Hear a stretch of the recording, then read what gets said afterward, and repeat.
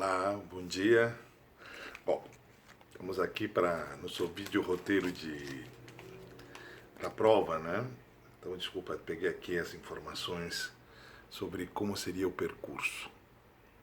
Bom, primeiro ponto vai ser, na prova, interpretação de texto. Então, vamos ter aquele velho texto tradicional com um verdadeiro e falso. Sempre lembro que verdadeiro e falso se refere ao texto, não às nossas convicções, às nossas opiniões.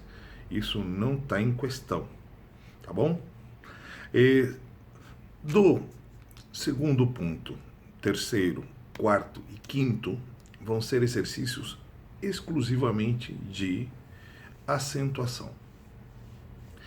Acentuação que em espanhol vem a ser um pouco mais fácil que em português, né? Sempre em português é complexo a quantidade de acentos. Em espanhol é mais simples, digamos assim. Primeiro porque as regras são muito claras, não tem muito mistério. As palavras se dividem de acordo com a sua tonicidade. Nas sílabas, bem entendido, né? Então, por exemplo, quando a força da pronunciação, ou seja, a tonicidade da palavra, esteja na última sílaba, como amor, canção, atitude, virtude, sonhar, essas palavras serão chamadas de palavras agudas, o que em português seria palavras oxítonas. Beleza? Simples. Só que tem um detalhe. Por que algumas são acentuadas e outras não são acentuadas? A resposta é mais simples ainda.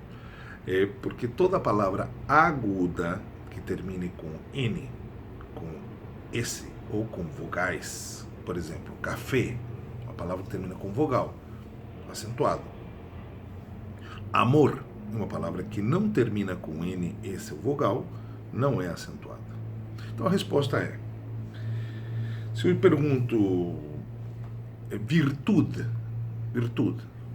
né? Virtude.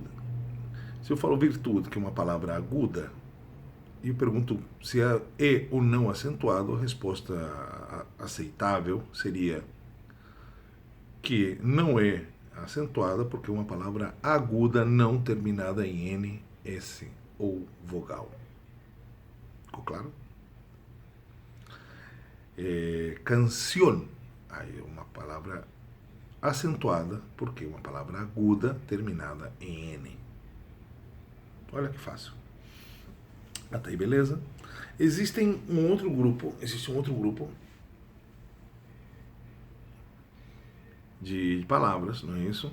Que são os diacríticas, mas isso vamos estudar daqui a pouquinho. Vamos lá para o segundo tipo de separação silábica, ou tonificação. Quando as palavras já, ao contrário das agudas, elas são tonificadas na penúltima sílaba, não mais na última sílaba. A propósito, a separação silábica se define a partir de trás para frente. Última, penúltima, antepenúltima e antepenúltima. Isso é novidade, né? Em espanhol tem isso, em português não tem. Mas, fora isso, o resto, vocês têm tudo, portanto dá para associar. Então vamos ao ponto. Palavras que têm a tonicidade na penúltima sílaba. A penúltima sílaba se chama grave, que é o termo mais usual, mas tem alguns gramáticos que ainda utilizam a terminologia mais antiga, que é llanas, com ed, L-A-N-A-S, llanas. Então, se aparecer para vocês em algum outro lugar, em outro espaço, em outro llanas, se refere à nossa querida palavra grave. Então, vamos lá. Como fica a grave? Que não é tão dual como é o caso da aguda. A aguda ou termina com N, S vogal, ou não termina com N, S vogal e ponto. Nas graves temos um pequeno detalhe, mas vamos à resposta em si. Uma palavra grave que termine com NS ou vogal não será acentuada, é exatamente o contrário da aguda. Por exemplo, cama. cama. A tonicidade está na penúltima sílaba, cama. Não é cama, é cama. Pois bem, é uma palavra aguda terminada em vogal, portanto, ela não é acentuada. Se fosse uma palavra aguda, seria acentuada, mas é uma palavra grave. Se eu digo uma palavra túnel, túnel se acentua. Por quê? Porque é uma palavra grave não terminada em N esse vogal. Perceberam que é exatamente o contrário? Esse às vezes nos confunde, mas atenção com isso. Terceiro ponto.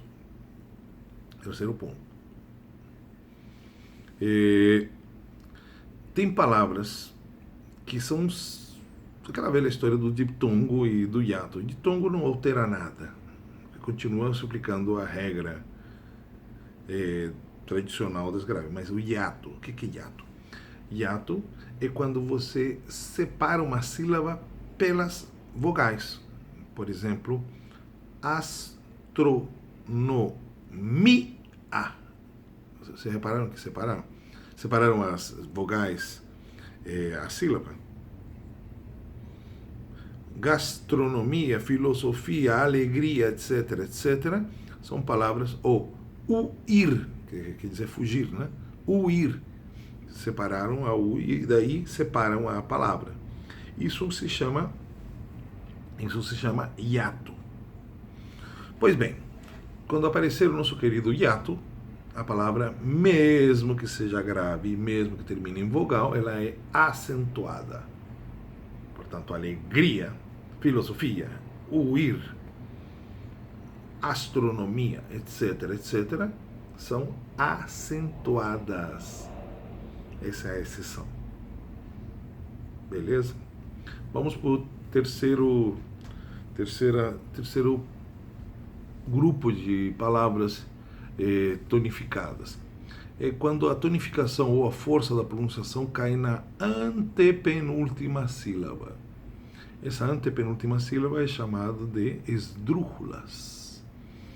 Esdrúxulas seria o equivalente em português às proparoxítonas. Tal qual no português, são todas acentuadas. Muito fácil. Médico, sílaba, tônico, prático, vítima,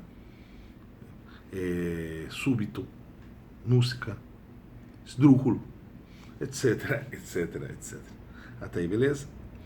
Em espanhol, existe um outro grupo, que é o grupo de palavras que são acentuadas anterior a esta, que são chamadas de sobresdrúxulas.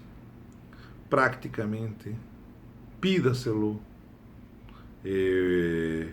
facilmente, etc., etc. Também as sobresdrúxulas são todas acentuadas. Beleza? Bom, uma outra parte do estudo dos acentos passa pelo que nós chamamos de acento diacrítico. Diacrítico é aquele acento que tem como característica fundamental, separar e diferenciar palavras monossilábicas. Essa é uma característica. Porque a regra das palavras monossilábicas, como pan, por exemplo, pan. Alguém poderia me dizer pan deveria ser acentuado porque é uma palavra aguda terminada em N. Mas é monossilábica. Então ficou combinado que toda palavra monossilábica não será acentuado, salvo quando criar ambiguidades. Então por isso que diacrítico, de diálogo, quer dizer dois. Pois, então, por exemplo, eu tenho que diferenciar o te, que é o chá, substantivo, do te, pronome. Te gusta, te encanta,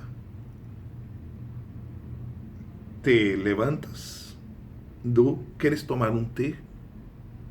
Para diferenciar esse té do outro té, você colocou acento no. Quando eu quero diferenciar o mas, quando tem sentido de todavia, mas poderíamos levantar-nos mais tarde, mas poderíamos aproveitar melhor as vacaciones, de dos, mas dos. Então, para diferenciar um do outro, você coloca acento. Bom, o que eu recomendo para vocês? o livro de gramática, tem a parte de acentuação, tá perfeitinho ali. Nós trabalhamos isso lá na aula. Recuperem isso, tá lá no Moodle. Quem não tem, enfim, mas recomendo, pegue o papel, imprima, estude isso, que o diacrítico também tá no jogo, também tá no processo, tá bom? Por último, sexto exercício é textualidade. Textualidade vai ser basicamente um tema, uma metáfora visual, uma coisa nesse sentido, uma provocação qualquer, e a partir dali vocês vão fazer o seguinte, vocês vão pegar e vão escrever 5 linhas, e nelas quero todos os tempos estudados, que são presente indicativo, os 4 pretéritos, pretérito indefinido, imperfecto, perfecto, plusquamperfecto e presente subjuntivo. Depois disso, eu vou fazer uma mensuração, primeiro, do conteúdo, que vai valer metade da nota desse exercício, e a outra eu uso de aplicação gramatical dos tempos verbais estudados. Combinado assim? Então, repito. Tempos. Presente, pretérito indefinido, pretérito imperfecto, pretérito plusquamperfecto, pretérito perfeito e presente de subjuntivo. Fechado? Boa prova, um abraço.